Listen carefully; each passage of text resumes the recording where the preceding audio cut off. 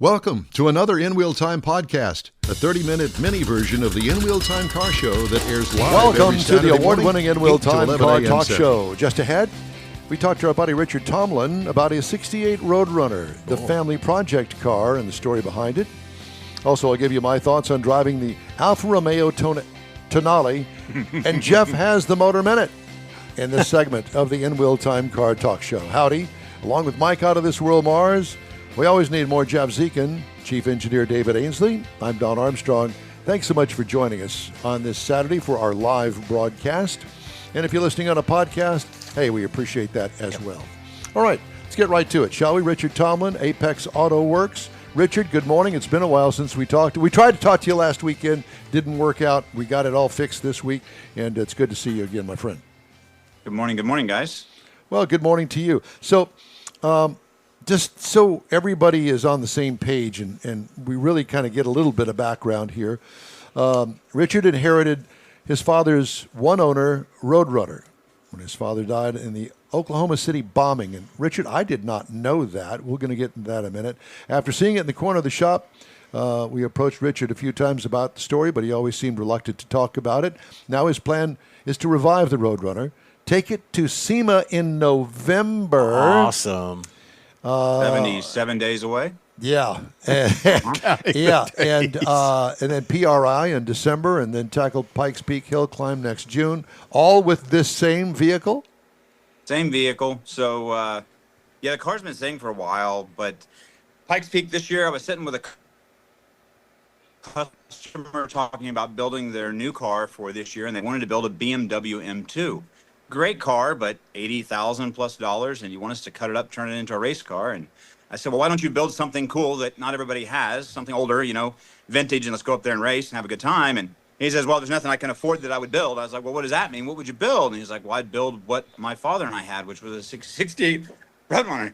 And I'm like, well, you're going to 68 Roadrunner. Guess who else has one of those? I have one of those. And so his father passed while he was on the starting line at Pikes Peak 3 years ago.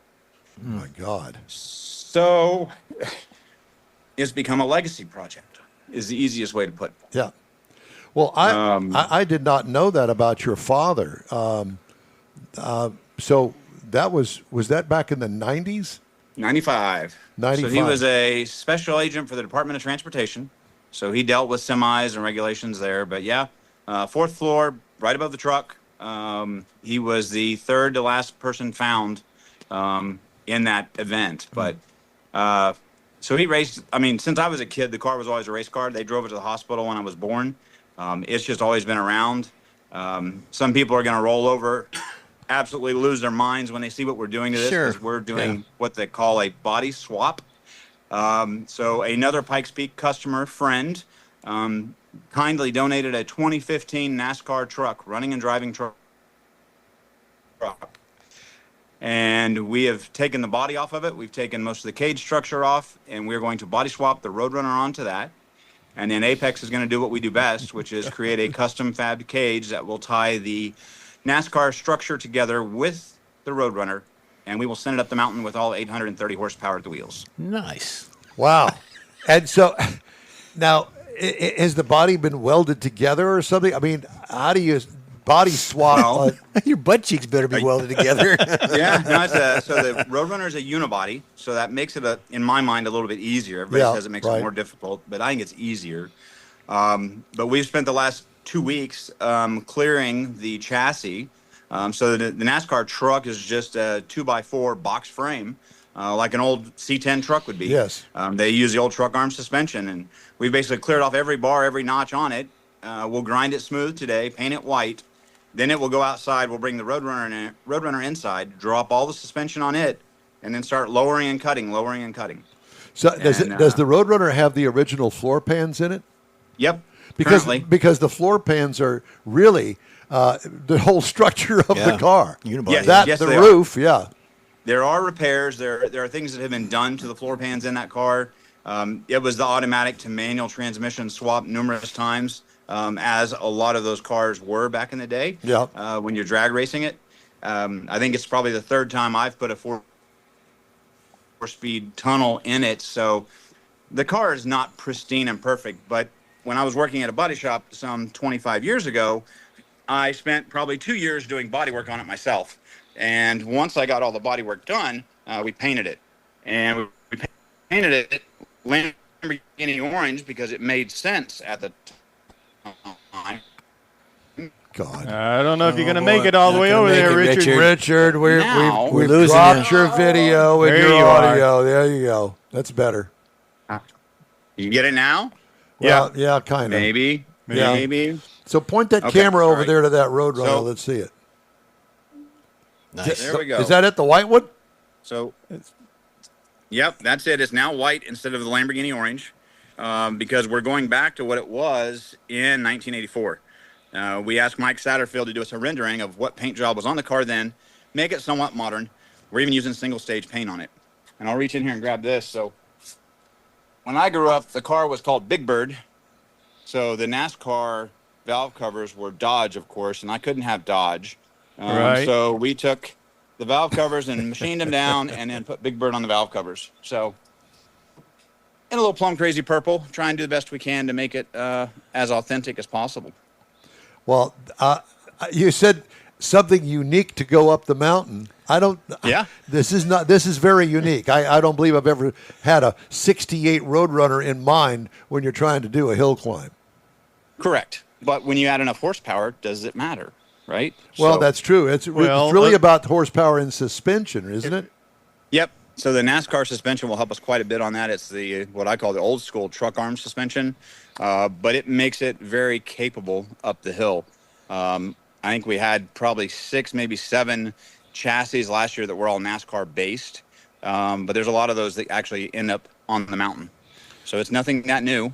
They run them road course as well, so we're still waiting on suspension to make it go right, not just left, because this truck currently is set up just to go left. So we still have some challenges ahead of us, but You know, Richard, there's going to be some extra weight. Is that going to be a little challenge. So we're comparing it. The guy who donated the truck to us, Rick Lend, his truck is 3,400 pounds, and we are literally running the same motor he ran 2 years ago. And I want to say he was an 1150, 1155.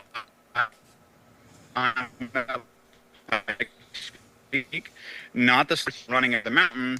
Our shop now, this will be 17, 18 cars we've built for Pikes. We expect to be mid-pack with this setup. So we're going to do our bit as light as possible and make our... Yeah, I think you've about outran your Wi-Fi there, Richard. Yeah, Oi. it's ugly, No. cutting in and out, and can hardly understand you. So, can you get closer to weird. your Wi-Fi? Thought I was.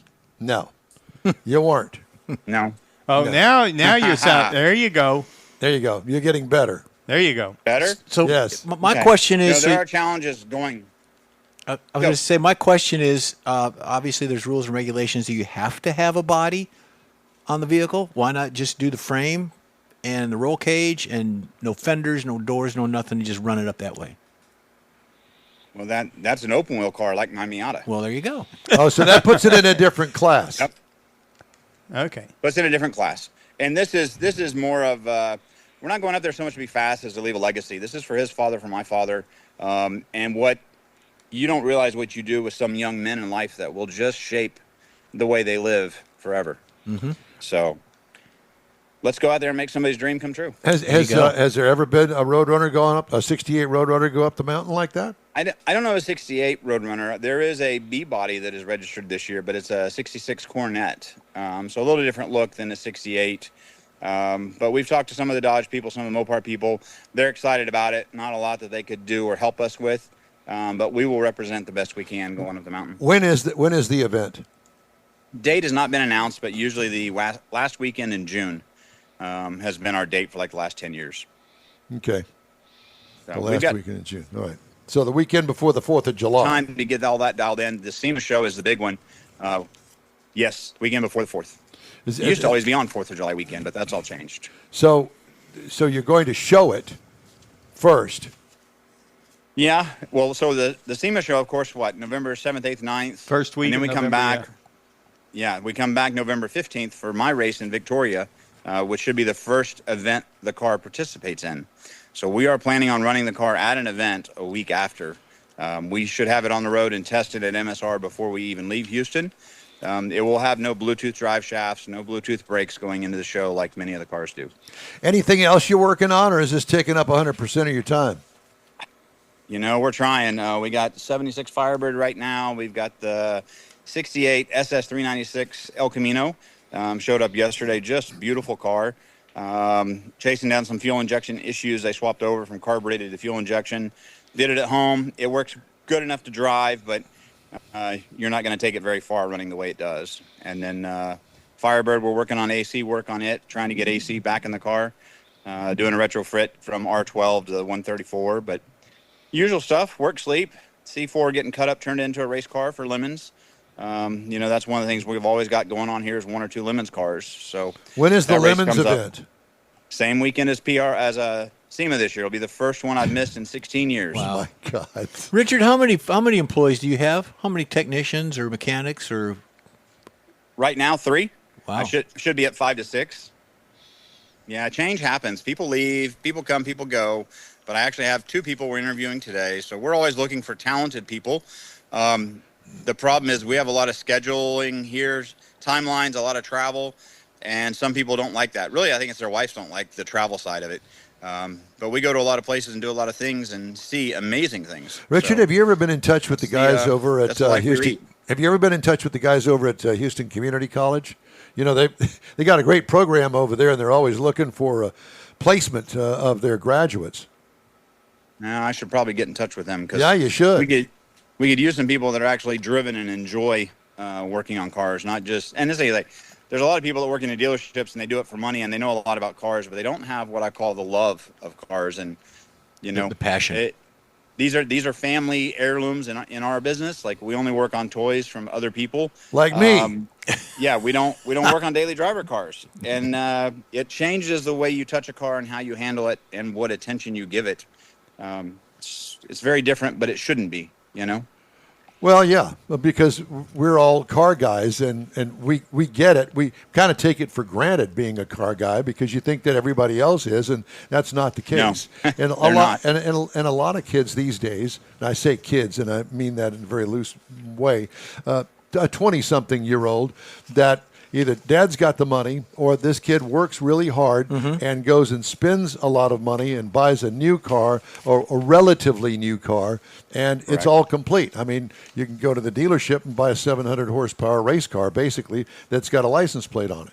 Yep, absolutely. They're available all day long now. Yeah.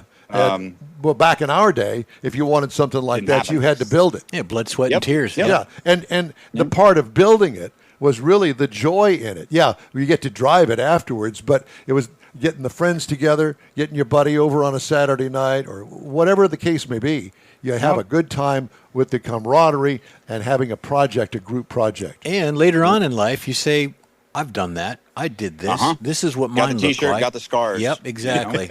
Yeah. Exactly. Longest burnout I've ever done was in this car across the Walmart parking lot many, many moons ago. And that will be. You sure it was Walmart and not Kmart? They're still talking about it. It was Walmart. It was. I was working there and doing the store sets, and it was a brand new parking lot. It was completely open, so we just left our mark all the way across it. Sign the driveway. You left a mark in history. Yeah. Well, Skid mark. That's like me and my buddy Ross when we looked at the Richardson Chevrolet dealership and new car make ready. Oh, my God. We got to pull the Corvettes out on Saturday morning. Oh.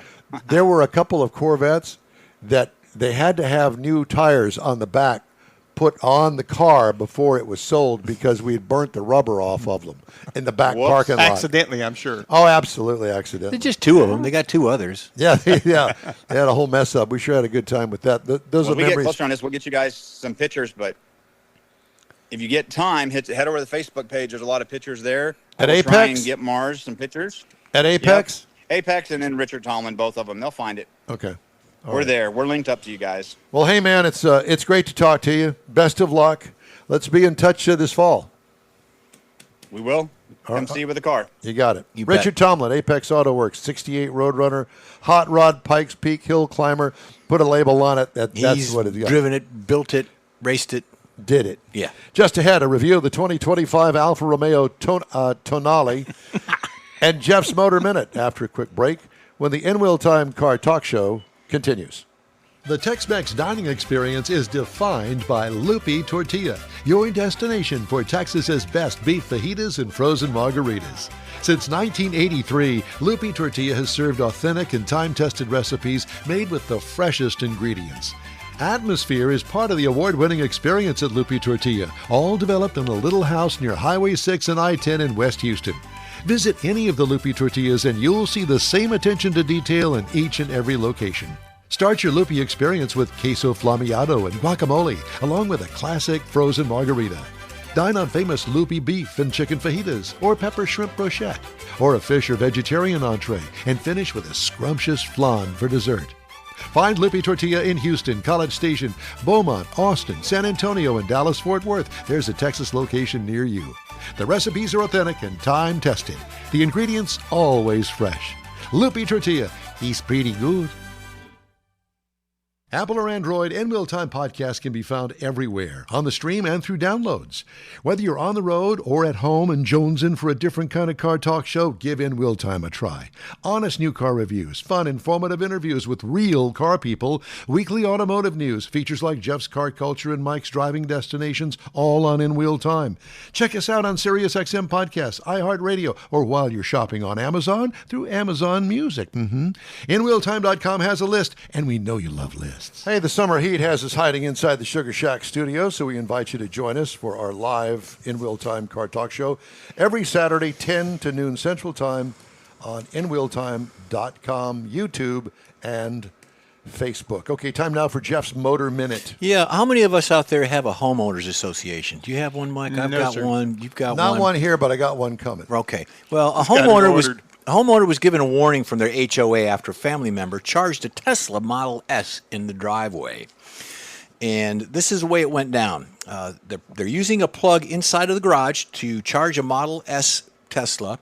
Family member came over on vacation and they were just visiting, so there were no extension cords, just the Tesla cable, maybe about 10 feet long. Well, shortly after they did that, they received a warning from the HOA stating that electrical cords running on the ground to the electric vehicle are not permitted in the community. This seems to be a bit of confusion between the homeowner and the HOA. It's not the EV charging that's necessarily the problem, but the cord on the ground. The bylaws in the HOA state that long extension cords with the maximum length of 25 feet are not allowed. But the EV charger is an extension cord, nor is it 25 feet long, Mike. The HOA has a reputation for making the process of installing solar panels, EV chargers, and other eco-friendly home upgrades far more difficult than they should be. Many HOAs try to capitalize on the EV charging, like hiking electric prices, requiring specific charging vendors, or just banning home charging altogether and making the practice illegal in a lot of states.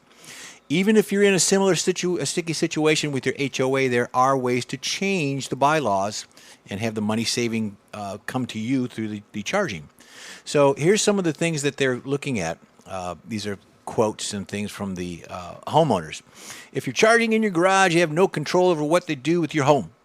That's what they're arguing. The LV1 is no different than plugging in an appliance, which makes sense, is true.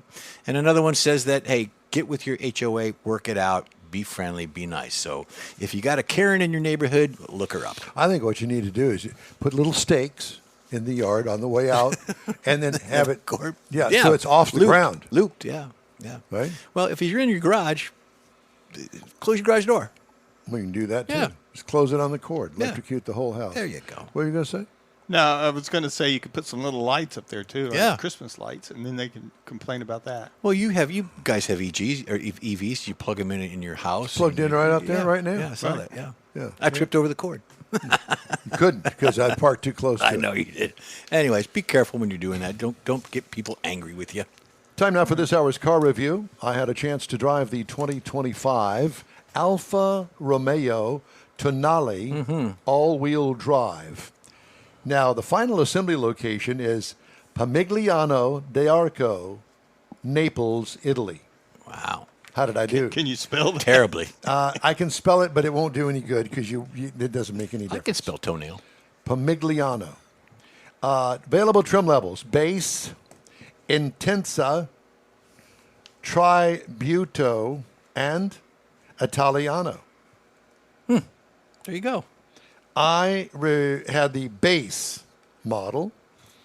It is considered a subcompact SUV, but in our language, it's a small SUV. Still seats 5 people.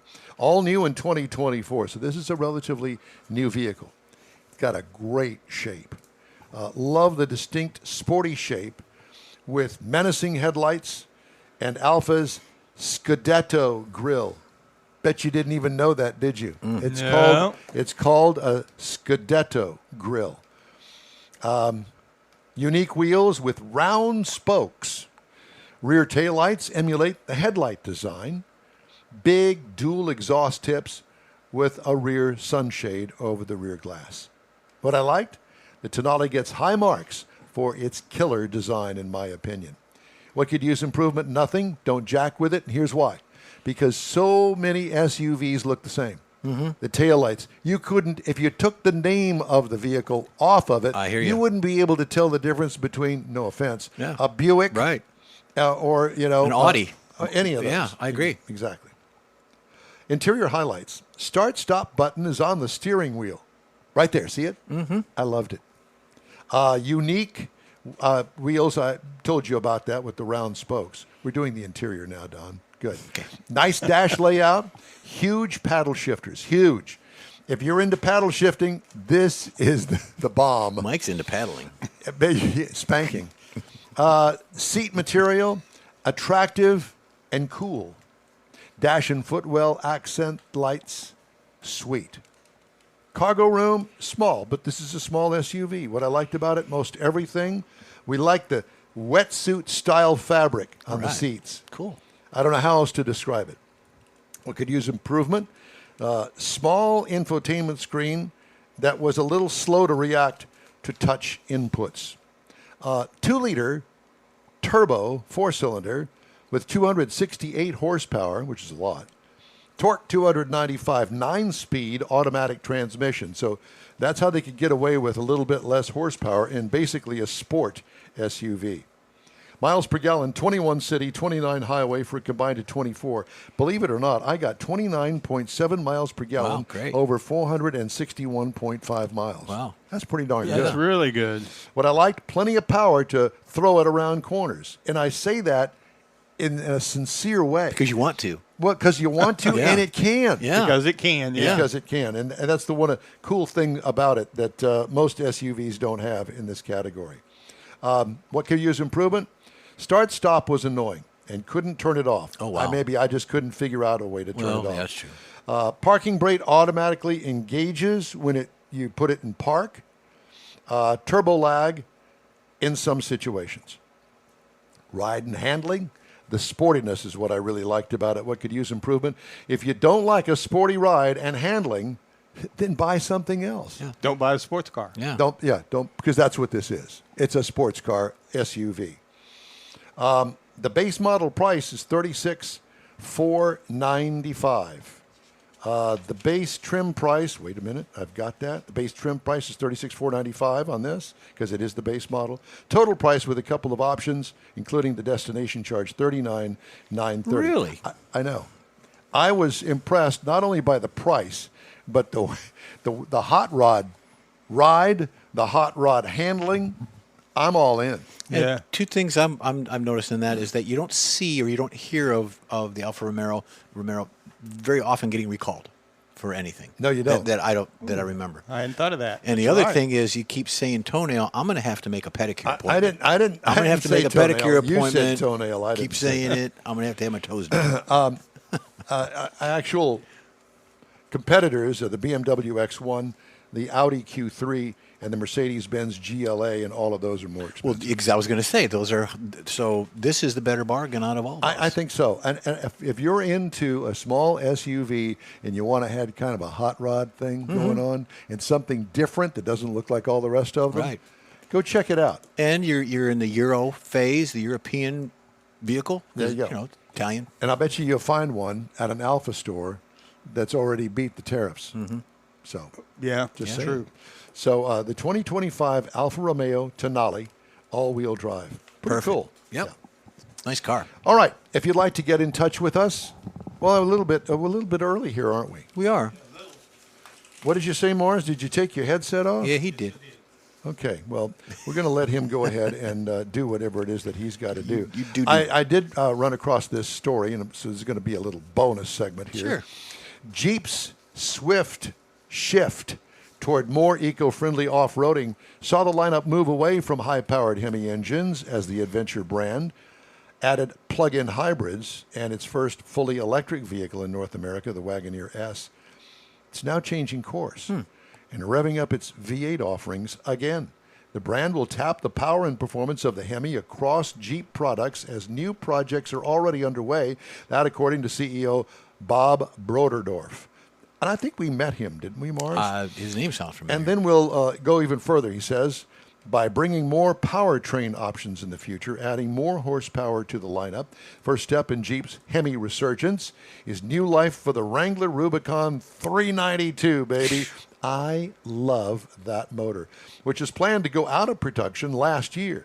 The 470 horsepower trail cruiser, is that a category, a trail cruiser? It is That now. ain't no cruising on that kind of thing, which retails for more than $100,000 with shipping, is currently the only Jeep to still offer 8 cylinders under the hood, but not for long. 392 is coming back, baby.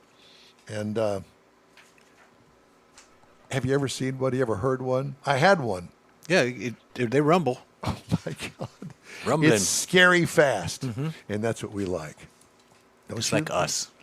We're scary fast. We are. We're just scary. That's how you lost your hair, isn't Yeah. it? Because it blew right off. blew right off. Going so fast. You know, I was in a car one time that as soon as you did a burnout, make the earth spin backwards. That's how fast that car was. Depends, I guess, which way you're pointed. That's true. All right.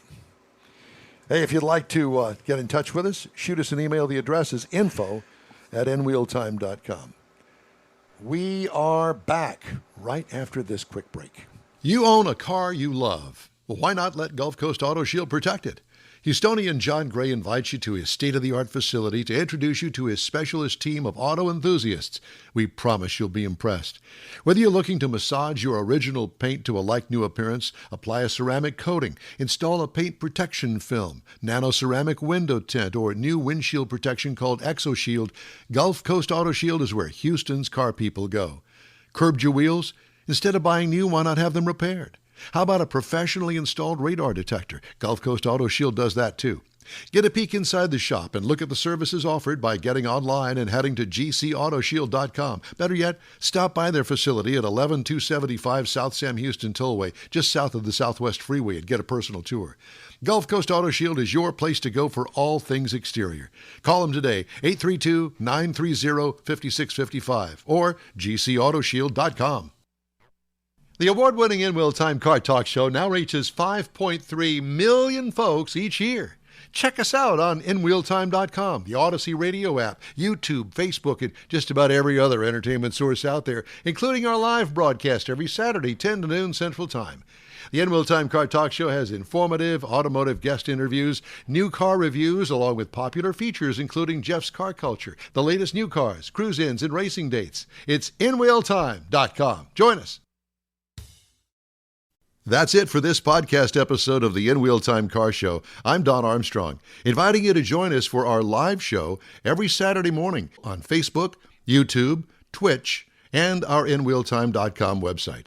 Podcasts are available on Apple Podcasts, Spotify, Stitcher, iHeart Podcast, Podcast Addict, TuneIn, Pandora, and Amazon Music. Keep listening, and we'll see you soon.